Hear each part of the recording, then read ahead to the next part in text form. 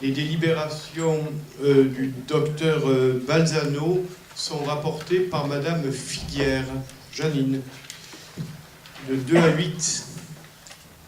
La délibération numéro 2, c'est donc l'attribution d'une subvention à l'Association pour la défense et la conservation du patrimoine, fête traditionnelle provençale. Il est proposé d'attribuer une subvention de 5 400 €. Question, remarque. Je mets aux voix qui est pour, qui est contre, qui s'abstient. Adopté. La 3. La 3, c'est donc l'attribution d'une subvention à l'association Les Magiciens Pénois. Il est donc proposé d'attribuer à cette association une subvention de 1 200 €. Question, remarque. Qui est pour, qui est contre, qui s'abstient. Adopté. La 4. La 4, c'est l'attribution d'une subvention à l'association Le Comité des Fêtes. Il est donc proposé à cette association d'attribuer un montant de 16 500 €. Question, remarque. Monsieur Fuson. Nous abstiendrons parce que la présidente en pleine campagne des départementales était avec Monsieur Guérini. Voilà, le 11 mars au Nouvel An vietnamien. Pour représenter le comité des fêtes. Dont acte. Je mets aux voix qui est pour, qui est contre, qui s'abstient. 5 abstentions. Les Amis des Arts. C'est donc l'attribution d'une subvention à l'association Les Amis des Arts. Donc il est proposé d'attribuer une subvention d'un montant de 13 580 €. Question, remarque. Je mets aux voix qui est pour, qui est contre, qui s'abstient. 3 abstentions. La 6. La 6 concerne l'attribution d'une subvention, toujours à l'association Les Amis des Arts, pour le Festival des littératures de l'imaginaire et le Salon du livre jeunesse, mais c'est donc correspondant à l'ancienne dotation CPA de 8 020 €. Je donne peut-être une petite explication. Nous avions une enveloppe que je qualifie de globale concernant la subvention aux associations au niveau du Pays d'Aix. Étant donné que le Pays d'Aix n'existe plus en tant que tel, puisque vous savez que nous sommes passés depuis le 1er janvier en métropole, nous avions décidé, le Pays d'Aix, l'ensemble de ses membres, de ses élus, de faire en sorte que cette enveloppe soit redonnée avant le passage en métropole à chacune des communes, à charge d'elles, bien entendu, de redistribuer à l'euro près la somme qui était à l'époque portée par la métropole, d'où cette délibération que Mme Figuière a rapportée. Voilà, je tenais à apporter cette précision qui est connue, mais c'est mieux en le précisant. Je mets aux voix qui est pour, qui est contre, qui s'abstient. 3 abstentions. La 7. La 7, c'est donc l'attribution d'une subvention à l'Association de défense et conservation du patrimoine pour les fêtes traditionnelles provençales, les fêtes des moissons et le feu de la Saint-Jean, qui correspond à 2 500 €. Également, cette attribution qui est l'ancienne dotation de la CPA. Question, remarque, oui, madame.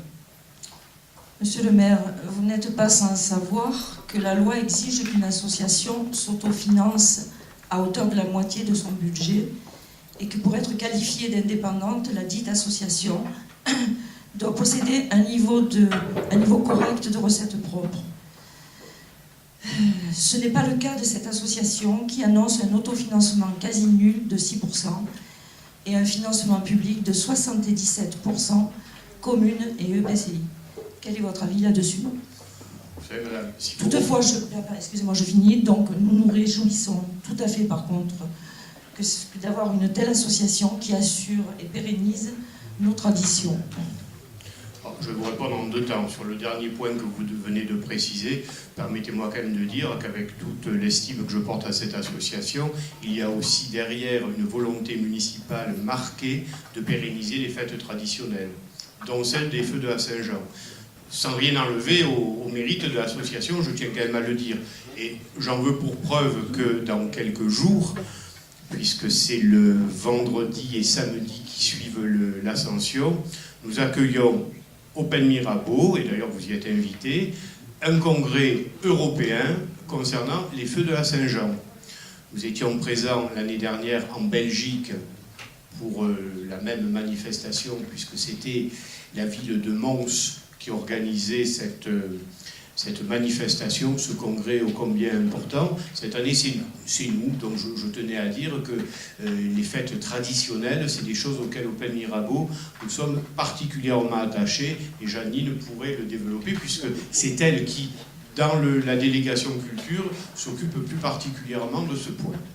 Pour l'aspect plus technique que vous abordez concernant les finances, vous avez raison.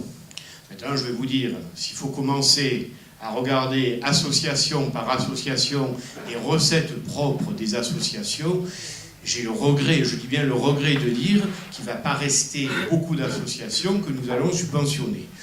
Donc nous avons décidé de continuer pour autant à subventionner la majorité des associations pour un montant global, je n'ai pas le chiffre exactement en tête, mais ça doit tourner autour de 500 000 €. Enveloppe de toutes les associations, et nous devons avoir quelque chose comme 80 associations sur la commune. Nous considérons, au-delà de ce que peut faire telle ou telle association en fonction de ses orientations propres, qu'il est de notre devoir, pour assumer cette pérennité et ce lien social que constitue le tissu associatif, de continuer cela. Maintenant, bien évidemment, on pourrait souhaiter que ces associations aient des finances propres. Et là, il y aurait une solution. Non, mais vous m'avez demandé quel était mon avis. J'ouvre des solutions. Après, est-ce qu'elles sont souhaitables? C'est une autre affaire. Bien évidemment, qui dit finances propres dit recettes propres. C'est de rendre certaines manifestations comme celle-là payantes. Je vous avoue que jusqu'à présent, malgré les difficultés financières que nous avons déjà évoquées et que toutes les communes, toutes tendances politiques confondues abordent, nous nous sommes refusés à faire payer ces manifestations. Que ce soit les feux de la Saint-Jean, que ce soit la fête des moissons, que ce soit le Mirabeau qui aura lieu également dans quelques jours, au mois de mai. Mais à bien y réfléchir, mis à part les cotisations que les membres pourraient apporter, et ça vaut peut-être pour les associations sportives. Parce que, bien évidemment, les associations sportives ont des membres qui vont payer quelque chose, c'est la carte de cotisation comme la JSPM, le SPM, etc. Mais des associations qui s'occupent de patrimoine, quand ils vont aller faire payer, je ne connais pas le montant de la carte d'adhésion au patrimoine, combien? C'est 5 €. 5 € par quoi? Oui, mais par an. Personne par an. 5 € par an. Comment voulez-vous que... Alors, je vais leur dire, écoutez, messieurs, dames, vous êtes bien gentils, mais si vous voulez participer au patrimoine pour être exactement dans les clous, ben, ce sera désormais 50 €. Je vous avoue que je ne m'y résous pas. Voilà, je vous ai répondu très précisément. Pour ce type d'association, les seules recettes possibles, mis à part les subventions, bien évidemment, les seules recettes possibles, c'est les cartes d'adhésion. Ce sont des gens qui viennent faire vivre les traditions, la Provence, ou d'autres choses, mais là vous m'interrogez là-dessus, parce qu'ils aiment ça, parce qu'ils se sentent concernés, parce qu'ils considèrent que la langue provençale, les fêtes provençales, et ça je sais que vous y tenez, soit dit en passant, font partie intégrante du patrimoine français, ce que je crois aussi. Je ne me vois pas leur demander, pour justifier notre subvention, de leur demander de faire payer les gens. Voilà la réponse que je vous apporte. Est-ce que, monsieur le maire, je peux ajouter quelque chose concernant justement un certain financement? L'association du patrimoine a édité un magnifique livre sur la guerre de 14, les Pénois morts à la guerre de 14. Ce livre est en vente au prix de 10 €. À l'heure actuelle, en comptabilité, 123 livres ont été vendus. C'est aussi, ça fait partie d'un autofinancement, madame. Je suis d'accord avec vous. Il y a sûrement d'autres possibilités pour avoir des recettes. Bon, enfin, ils ne vont pas sortir tous les ans un livre. Là, ça a été l'occasion à cause des commémorations. Il y en a un autre encore. Enfin, sur un plan juridique, vous avez raison. Sur un plan de la réalité, c'est difficile. Ce type d'association, je le répète, c'est difficile à mettre en œuvre. Pour les associations sportives, je vous rejoins. Et d'ailleurs, on assujettit toujours nos subventions aux efforts que les associations sportives peuvent elles-mêmes réaliser en matière de cotisation auprès de leurs adhérents. Alors, pour les feux de la Saint-Jean, je mets aux voix qui est pour, qui est contre, qui s'abstient, adopté. Vous avez voté pour, n'est-ce pas? Les Amis des Arts. Alors, la délibération numéro 8, c'est donc une convention de partenariat avec la ville des Pennes Mirabeau et les Amis des Arts concernant la mise à disposition de la salle de la Capellane pour le planétarium, qui concerne bien sûr d'abord en priorité des visites scolaires, mais pour la semaine du 6 au 13 juin 2016, sachez que le mercredi après-midi, c'est-à-dire le 8 juin, il y aura une possibilité pour les Pénois également de pouvoir participer à ce planétarium. Gratuitement? Gratuitement, monsieur le maire, oui. Bien. Pas de questions, pas de remarques. Je mets aux voix qui est pour, qui est contre, qui s'abstient, adopté. Merci.